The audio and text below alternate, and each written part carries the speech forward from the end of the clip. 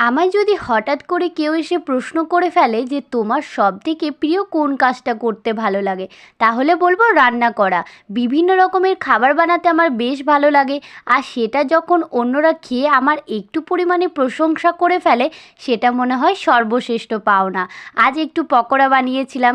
দেন বিকেলবেলায় আমি আর দুটো মামিমা মিলে একটু চলে গেছিলাম সোনার দোকানে।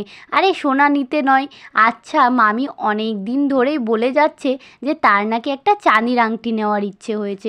তাই হঠাৎ করেই কোনো প্ল্যান ছাড়া চলে গেছিলাম। এখানে আংটিটা নেওয়ার পরে চলে গেছিলাম একটা নানির বাড়িতে, যেটা আমি আগের একটা মিনি ব্লগে শেয়ার করেছিলাম।